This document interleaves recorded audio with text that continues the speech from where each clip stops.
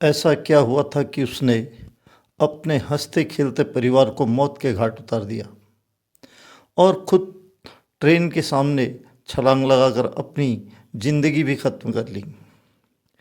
ये कहानी सुनने के बाद दोस्तों आपके भी रोंगटे खड़े हो जाएंगे। नमस्कार, मैं हूं इंद्र सिंह और आप देख रहे हैं मेरा यूट्यूब चैनल क्राइम अब तक 302। आपसे अनुरोध है दोस्तों, इस चैनल को सब्सक्राइब करें, लाइक करें, शेयर करें और चैनल को आगे बढ़ने में अपना योगदान दें। तो चलिए शुरू करते हैं ये कहानी। दरअसल में कहानी है दोस्तों मध्य प्रदेश के सतना ज़िले की। सतना ज़िले का एक सिटी कोतवाली एरिया है। सिटी कोतवाली थाने के अंतर्गत आता है एक नज़ीराबाद। नज़ीराबाद में एक पति पत्नी जो दिहाड़ी मजदूरी करते थे, वो कुछ दिन पहले अपने दोस्त के यहाँ रहने आए।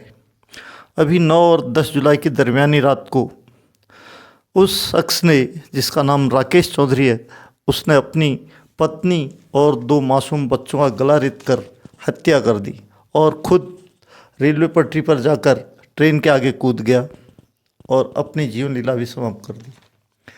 इसका जो मेन कारण है दोस्तों, कहते हैं भूख चाहे दौलत की हो या फिर जिस्म की, अगर वो आवश्यकता से ज़्यादा बढ़ जाती है तो अपने साथ एक जुर्म का आगाज़ करती है। उसके साथ होता है एक जुर्म, और वो भी इतना भयंकर जुर्म जिससे सुनने के बाद लोग ये सोचने पर मजबूर हो जाते हैं। दोस्तों, राकेश चौधरी जो मूल रूप से निवासी तिधरा का था, जो सतना ज़िले में ही पड़ता है, उसकी शादी 10 साल पहले संगीता नाम की एक लड़की से हुई थी। इन 10 सालों में संगीता 2 बच्चों की माँ भी बन गई। लेकिन संगीता का जो प्रेमी था वो कमलेश चौधरी, वो शादी से पहले ही संगीता और उसका प्रेम संबंध था, लेकिन शादी के बाद भी ये कंटिन्यू चलता रहा। और जब चलता रहा तो जो संगीता चौधरी थी वो हर बार कुछ दिन के बाद कमलेश चौधरी के साथ चली जाती थी और कुछ दिन रहने के बाद उसके घर वाले उसे मना कर घर लाते, लोग लाज का उसको वास्ता देते, फिर वो घर आ जाती। कुछ दिन रहने के बाद फिर उसके पास चले जाती। ऐसी अभी फरवरी महीने में 2024 में फिर वो अपने प्रेमी के साथ कटनी पहुंच गई और वहाँ 3 महीने रहने के बाद फिर उसके घर वाले उसको लाए। इससे जो उसका पति था राकेश चौधरी, वो परेशान होने लगा और टेंशन में रहने लगा। काफ़ी समझाया उसने, लेकिन वो समझने को तैयार नहीं थी। फिर उसके बाद 14 जून 2024 को फिर वो अपने प्रेमी के साथ कटनी पहुंच गई। करीब 3 हफ्ता रहने के बाद खुद ही वापस आ गई।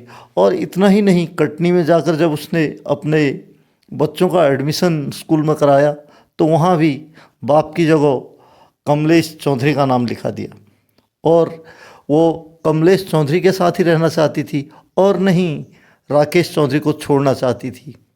तो इसी कस में जो राकेश चौधरी था वो मानसिक तौर पर बहुत विक्षिप्त हो गया। वो सोचता था कि उसने क्या किया। उसने कई बार जो कमलेश चौधरी था उससे फ़ोन पर कई बार रिक्वेस्ट की कि वो उसके शादीशुदा ज़िंदगी में आग न लगाए, लेकिन जो कमलेश चौधरी था वो हर बार उसको ये कहता था कि तू नामर्द है, अपनी बीवी को संभाल नहीं पाता है, मैं उसको भगा के ले जा रहा हूँ।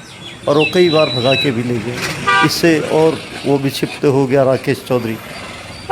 तो इसी के चलते राकेश चौधरी अभी जुलाई के महीने में 24 में जुलाई के महीने में सतना में आया। जो दिहाड़ी मजदूरी करता था, उसने अपने दोस्त से कहा कि जब तक मुझे किराए का मकान नहीं मिल जाता है तब तक मेरे बीवी बच्चों को अपने यहाँ रहने का आसरा दे दे। उसने भी एक रूम उन दोनों को, पूरे परिवार को दे दिया। अब ये लोग रहने लगे। तो 9 तारीख को जब राकेश चौधरी काम पर गया तो उसकी पत्नी हमेशा मोबाइल पर उसके 2 प्रेमी से ही बात करते रहती थी। कई बार वो समझाता था लेकिन वो मानने को तैयार ही नहीं रहती थी। 9 तारीख को भी जब वो राकेश चौधरी अपने दिहाड़ी मजदूरी करने गया और वापस आया तो उसने देखा कि उसकी पत्नी मोबाइल पर ही चिपकी है। वो थका हारा आया था। उसने अपनी पत्नी से कहा कि अभी फ़ोन रख दो और खाना बना लो, मैं थक के आया हूँ। लेकिन पत्नी मानने को तैयार नहीं थी। इसी के चलते वो अपने बच्चों को मार्केट घुमाने ले गया। 2 बच्चे थे उसके, दोनों को मार्केट घुमा के लेके आया तो और फिर अपने कमरे में आया। शाम को सब ने खाना खाया 8-9 बजे, और जब रात को 12:30-1 बजे सब गहरी नींद में सो गए, तो उस दिन राकेश चौधरी ने अपने साथ लेके आए हुए चाकू से सबसे पहले अपनी पत्नी का गला रेत दिया ताकि किसी को कोई आवाज़ ना हो सके। उसके बाद उसने अपने दोनों बेटों का गला रेत दिया और फिर खुद वहाँ से निकलकर रेलवे पटरी पर गया और ट्रेन के आगे कूदकर अपनी ज़िंदगी भी ख़त्म कर ली। जब सुबह जो उसका दोस्त था उसकी पत्नी जगी तो उसके कमरे में गई तो कमरा बाहर से लॉक था, बाहर से उसका हटका लगा था। जब उसने कमरा खोला तो उसकी चीखें निकल गई। अंदर 3 लाशें पड़ी थी लहूलुहान। उसने यह बात अपने पति को बताई। उसके पति ने सिटी कोतवाली फ़ोन कर पुलिस को इसकी इत्तला दी।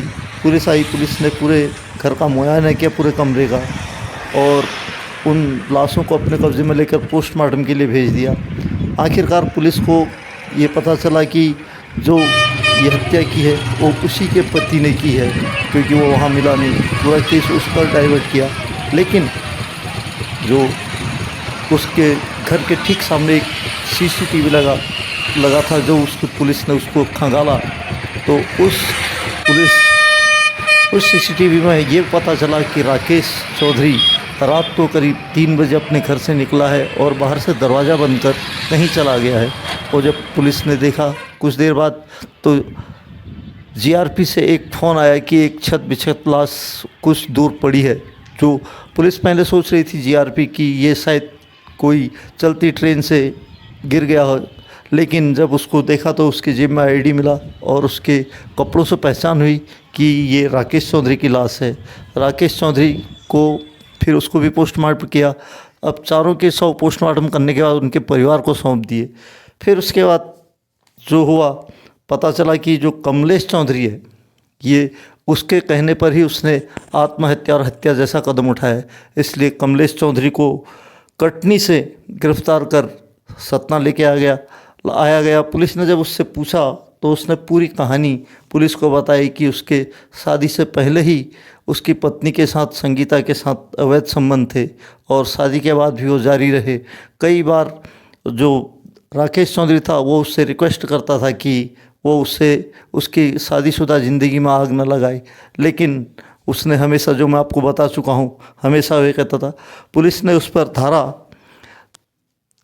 306 के तहत केस दर्ज किया, किसी को आत्महत्या करने के लिए उकसाना के जुर्म में कोर्ट में पेश किया और कोर्ट ने आत्महत्या के लिए उकसाने के जुर्म में उसे जेल भेज दिया। दोस्तों, ऐसी आज की सत्य घटना आपको कैसी कमेंट बॉक्स में कमेंट करें।